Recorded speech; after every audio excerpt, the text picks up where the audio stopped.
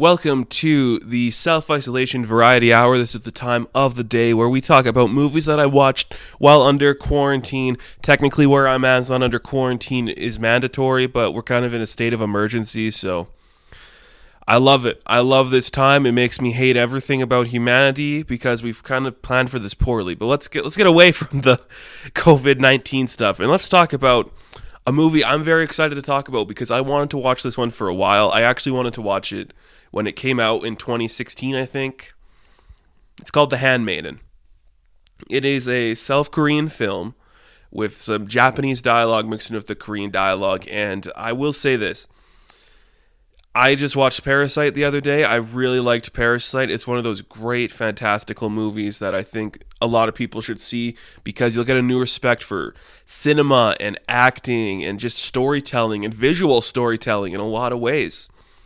I felt all of that again watching The Handmaid. I'm going to just not go into a lot of spoilers because I don't want to be that guy. If you want a spoiler review of The Handmaiden, I'll definitely go into it. But, I just want to tell you guys, you got the time. You should really watch this movie. It's on Amazon Prime. You just click it on. It's 2 hours, 2.5 hours, I think, just under that.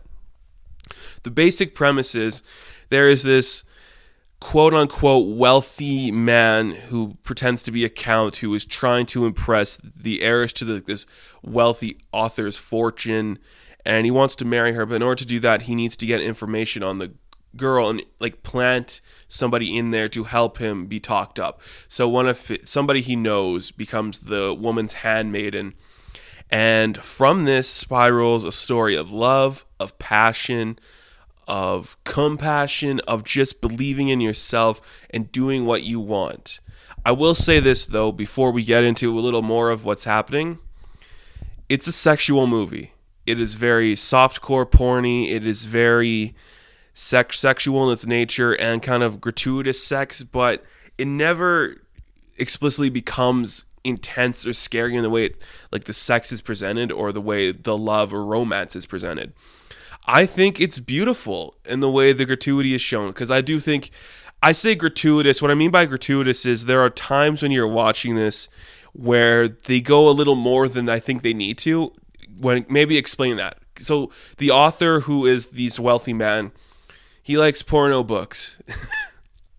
He likes porno books, and when they're reading about the porno books, I don't think you need to go as in deep as they do sometimes, but I was comfortable with it. I don't think sex or anything like that is taboo. I am completely open with that kind of stuff. I think we should talk about it and explore it and have it in this mature fashion that audiences can relate to and find palpable.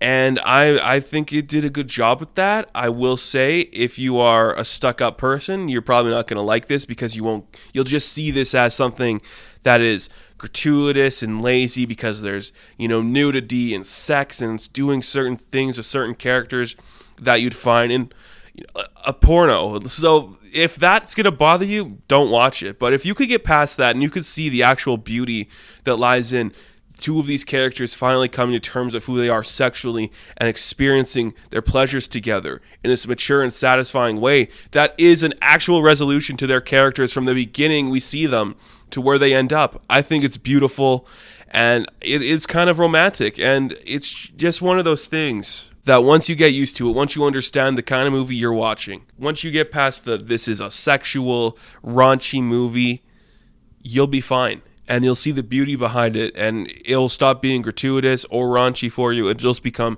beautiful and passionate. And there's some people that can accept that and support that, and there's some people who can't get by that, and they'll just call it lazy and sexual and not good. But it is good, let me tell you. I will say, there's the two leads of this. I have their names down because I didn't want to mess them up. You have Min-hee Kim and Tyree Kim. I think that's how you pronounce those. And respectively, they are Lady Hadiko and Suk-hee. Their chemistry is so great together, just the way they play off each other, the way they play off the people around them, the way they interact with everything. It's really beautiful to see.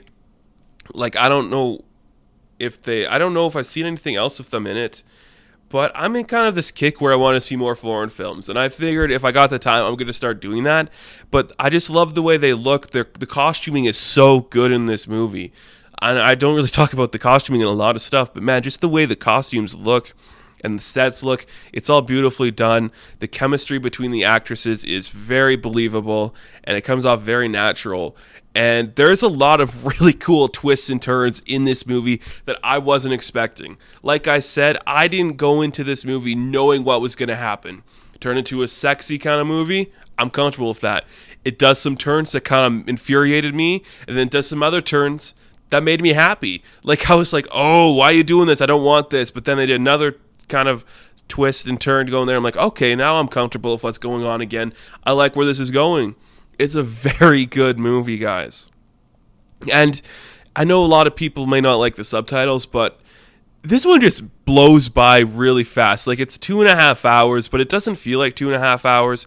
It goes at such a brisk pace, and you're engrossed in everything that's happening.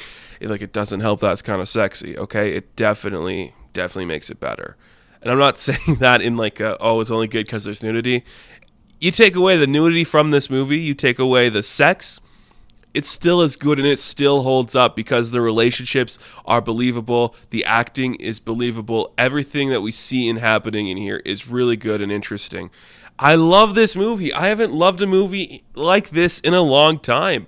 Like, just the way everything was presented and everything happened, it made me happy. And I'm so happy I could say I watched a movie that made me smile and just enjoy myself. And I guess the last time I felt that was Birds of Prey, which that's not that far away, but man, The Handmaiden. You guys should really check this out if you're interested in foreign films, and if you're not, just do it anyways, because, there's a whole other world out there we can explore through foreign films that we don't see in our Western media, and Western media will never give us a story like this in this way, where we're having all of our characters interact in the ways they need to.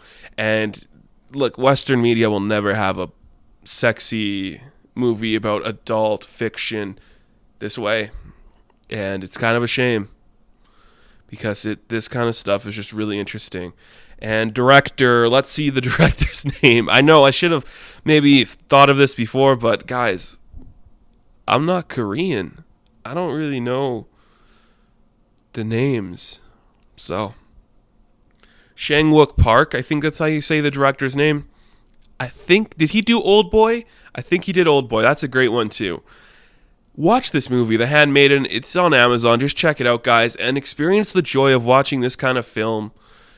And man, let's get more foreign films into our Western media, and it'll be great. This actually gets me wanting to watch anime, which is kind of weird. So that's gonna do it for me, guys. Like the video, subscribe to the channel, check me out on Patreon. Maybe I'll do an exclusive commentary on Patreon for this movie if I ever watch it again. And I will catch you guys in the next video. Stay safe out there, and good luck. Tsunami Studios.